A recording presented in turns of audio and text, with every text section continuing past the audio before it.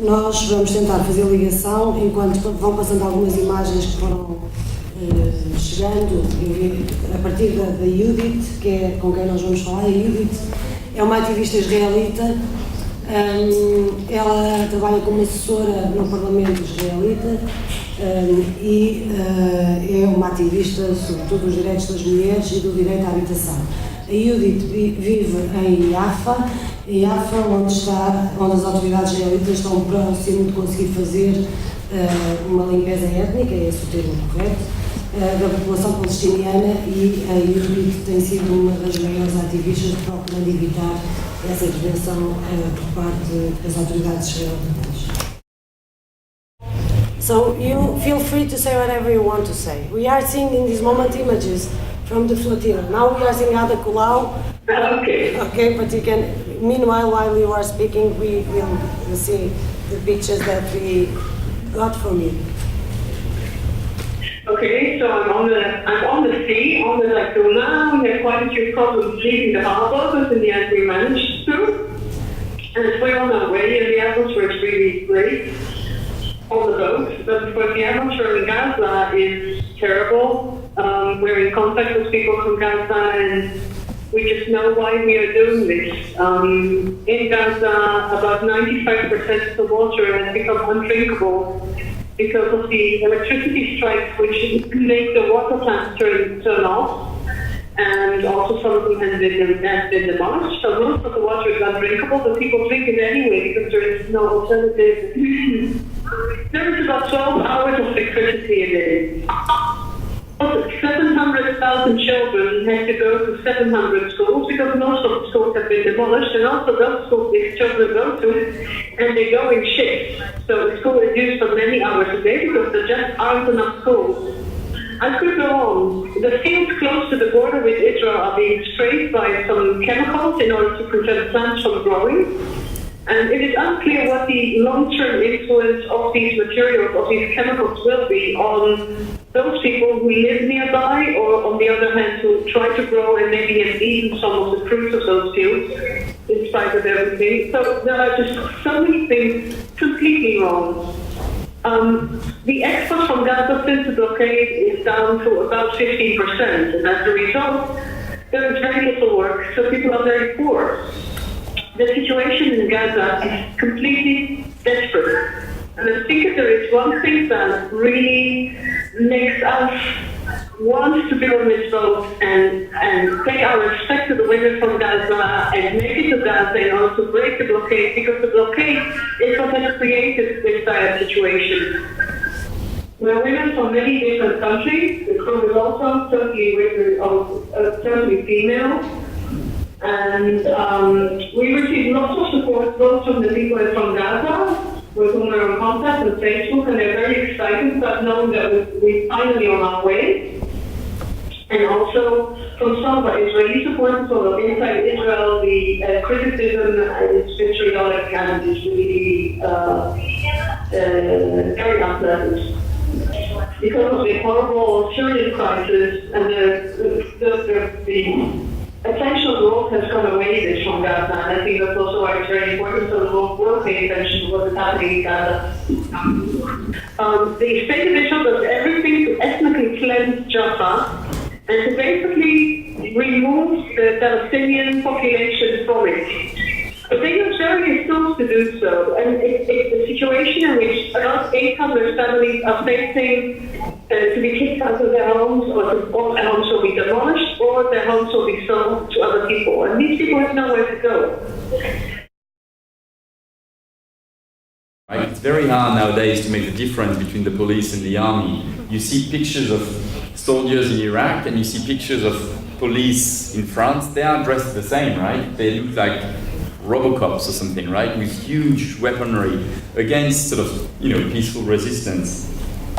So this is happening all over the globe, and we have to understand Palestine and to put it in, global context to understand that what's happening in Palestine, there's a pattern of repression. It's a clear one. It's very well thought of by the states. The action of our governments are not random or by chance. I think as a people, we have to realize that it's part of a project, right? We are facing an ideological war with the ones who believe they are masters and that we are just here on earth to follow, and bend to their will.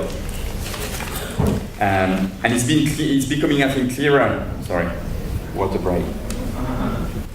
It's also becoming clearer by the day that democracia, in the Greek sense of the word, understood as sort of the will of the people, in the minds of whatever you want to call them, leaders or elected officials, does not exist. In their head, they have been nice enough to give us the right to vote every 4 years or 5 years, and that's enough. That's the definition of democracy, right? But democracy doesn't mean the right to vote every 4 or 5 years. It means a lot more than this. And what we are seeing right now is this pattern of anti-democratic processes and this pattern of repression from the states, from government, from corporations, is being met with unity, resistance, and organization from the people. And again, I gave before a few examples about that. But we're seeing this all over the globe. And you have small groups fighting back, you have bigger groups, but there is a sense that we are at a threshold in terms of the struggle, and that we are faced with a very powerful enemy, but we are more than them, and that's what we should keep us going as well. And the re-emergence, I think, of a common, intersectional and globalized struggle is really a slap in their faces. And BDS, so boycott, divestment and sanction movement, is part of this, because BDS makes the link between all these struggles and explain that the Palestine struggle is part of a history of struggle, and it's part of a continuing movement coming from the anti-colonization movement, from the anti-apartheid struggle, and the rest. And BDS also makes it clear that Israel could not do what it's doing in Palestine, that Israel could not have oppressed and occupied Palestine without the support of our states. And I think that's what has been one of the major successes of BDS, is really re-internationalizing the movement. I remember 10 years ago when you were speaking about Palestine, people are coming to, in France, in Italy, in Spain, in the US. At the end of conferences, people are coming to you and say, what can I do as an American citizen, as a French citizen, to help Palestine? It's like 3,000 miles away, and I'm not a Jew, I'm not a Muslim, I'm not a Palestinian. What can I do to help? And I think the BDS movement gave tools to everybody, Say, look, instead of talking about Israel, actually don't talk about Israel, talk about France and Italy and the European Union giving a huge amount of money to Israel. I'm not even talking to the US, right? They are used mainly for army purposes in Israel. So that's what BDS was very useful for. I mean, there's many other reasons, but BDS made the link between people here and what's happening in Palestine, made the link between what's happening at the Mexican border with the building of the wall and the war in Palestine. And BDS internationalized and globalized the struggle. And now it's been 10 or actually 11 years of BDS, and we're seeing that the movement has spread out all over the world. And that's something that we need to keep building up, because they won't stop. The other side won't stop sort of harassing us. So the thing is that I think BDS for me and BDS in the movement, like the Freedom Flotilla, are part of the people reclaiming democracy. And it's actually a very direct democracy and a very disobedient one. And it scares the masters, it scares them a lot. I mean, we know Israel is spending millions and millions of shekels to actually fight BDS. I think Israel is spending more money to fight BDS than to fight Iran, or the Iran, whatever, nuclear power. They are very scared of what's happening on the ground and what's happening in Europe as well. And so we are seeing that they're going to fight back very hard, and they're going to try to shut us up. Why I need to join the movement? It's because we are the only ones that are going to change history and make history. That's, for me, as simple as that. And I'll stop here.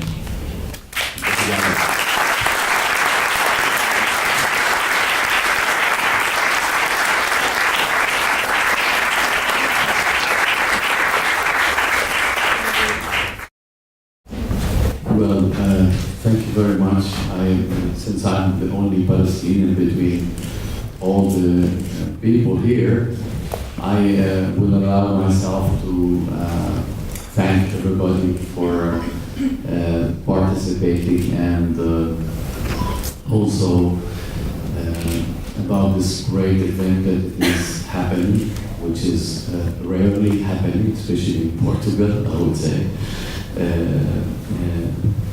And really, it has been an amazing week until now, or in total, it was an amazing starting point in Lisboa, and now here we are in Porto with all these amazing people who's really having the intention to bring some awareness to what is happening, and also to exchange some kind of art. It's not only talk, it's art that it is talking nowadays. In fact, Palestine itself is a really big subject, and I don't know where I can start and what can I say.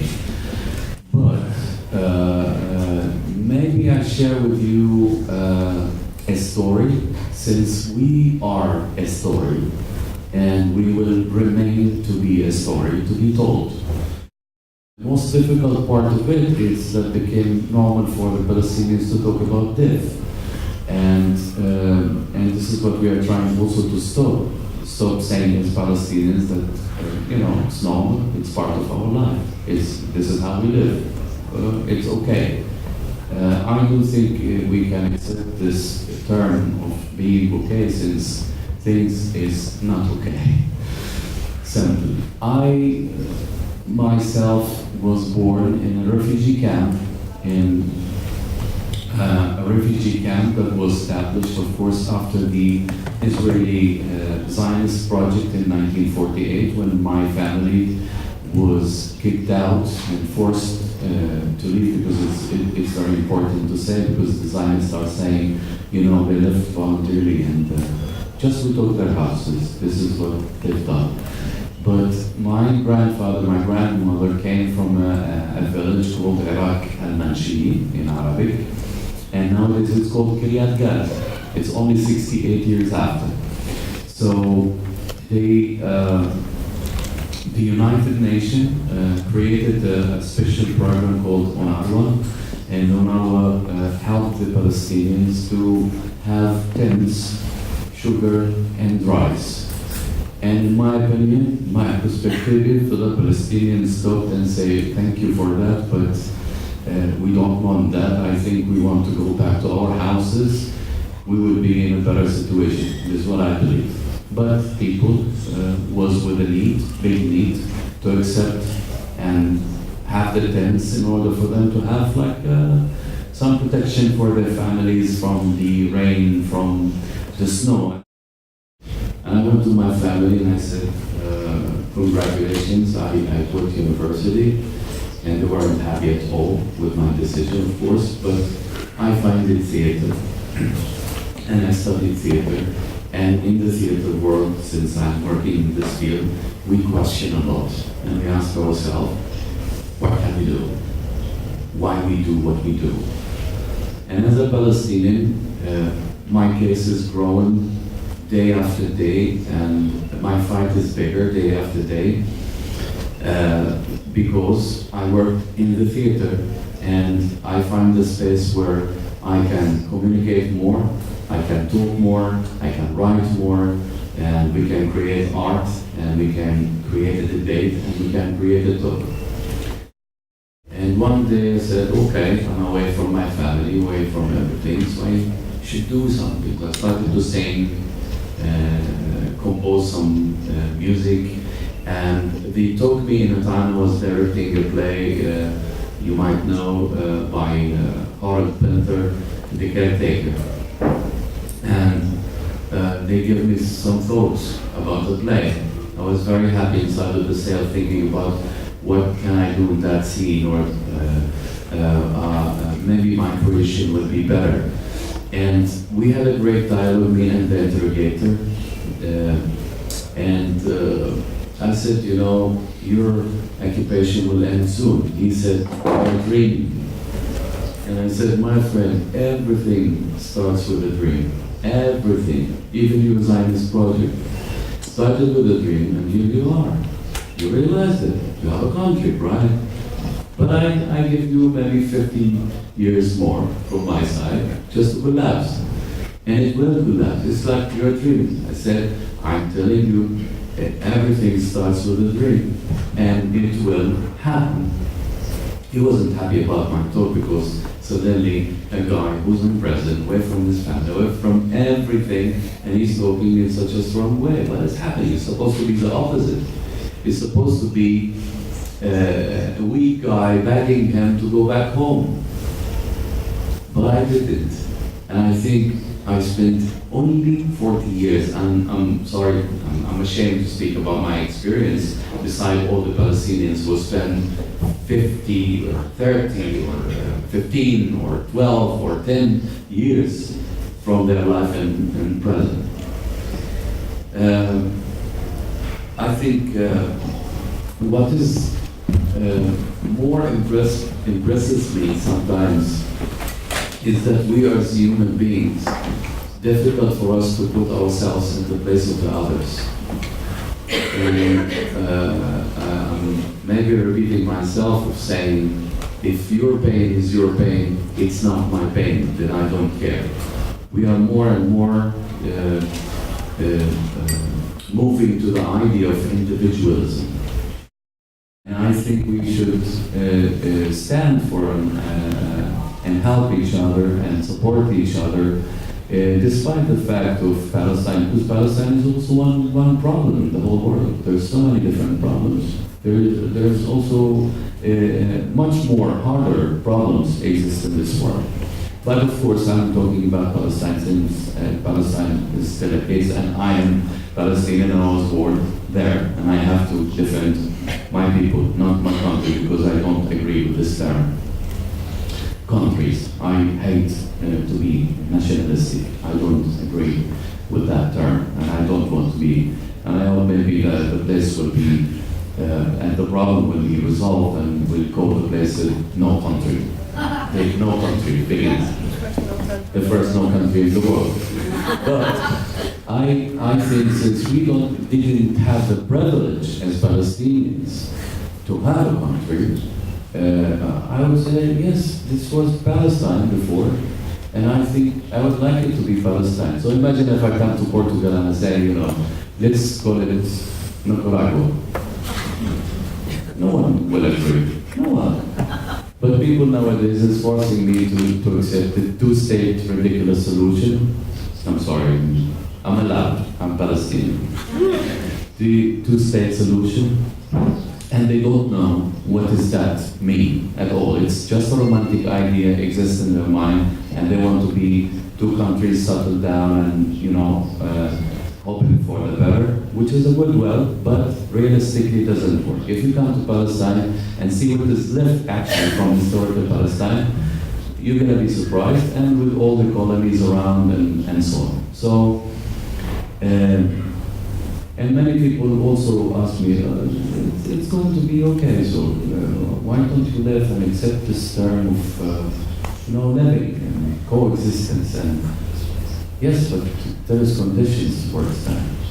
There's things need to happen. And Frank again talked about the PDS, which is a great movement, growing day after day, and it's very scary for the Zionist project and everyone who's supporting that project. And just to share with you that also as a cultural institution, as a Freedom Theater, is one of 11 different institutions called Pan-Palestinian Art Network, is actually following the PDS movement, and we work through that.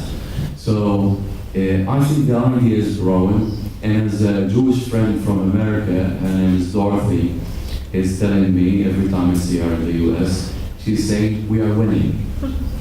And I think she's right, we are winning. She said, I'm 75 years old, I might not realize this dream, but I think many people will realize this dream. If we as a human being open our eyes, put ourselves in the place of the others, and stop being fine.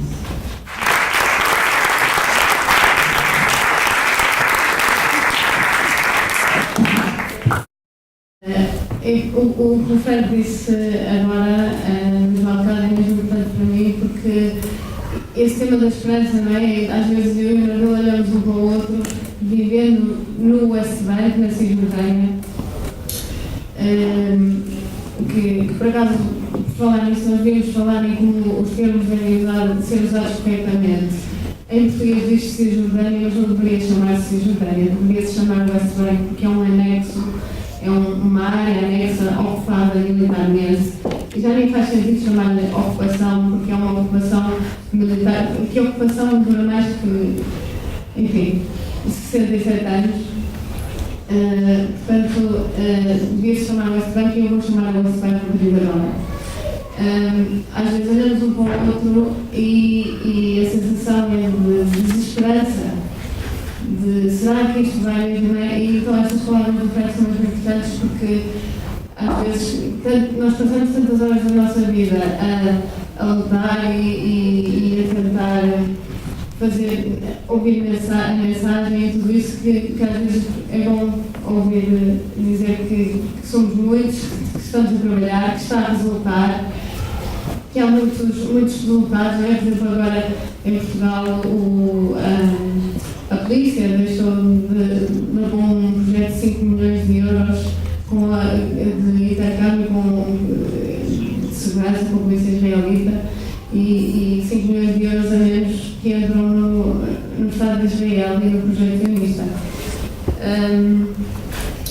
Eu vou partilhar um bocadinho em português, também sinto esse dever de explicar como é que eu, como portuguesa, chegando ao West Bank, experienciei as coisas desde o início. Quando eu cheguei ao West Bank, primeiro tenho que fazer a nota que eu sabia, o que sabia sobre a Palestina são coisas que são mainstream. Como é que se diz mainstream? Mainstream. Que havia um conflito, que eram dois povos que não se entendiam, sabia que de facto que havia um muro, que tinham havido massacres, tinha havido uma segunda intifada, que tinha sido extremamente violenta com as pessoas que lá viviam e tinha uma imensa curiosidade e ainda bem que a minha curiosidade foi que me levou mais adiante, levou-me a ir lá e conhecer de facto, assim que pus o pé na Palestina histórica, portanto em Israel, apercebi-me imediatamente da injustiça que acontecia, não é? A diferença, a liberdade de movimento da qual os israelitas gozam e um cerco, e isto na particularidade do West Bank, porque depois também há, se vamos a falar de Gaza, se vamos a falar dos palestinianos em Israel, portanto, esta realidade, já no outro dia eu estava a dizer, nós precisamos de 2 horas para explicar o que é que se passa e para pôr em contexto. Eu gostava de falar de uma forma mais simples, porque acho que também é necessário perceber logo à partida, pela geografia do local,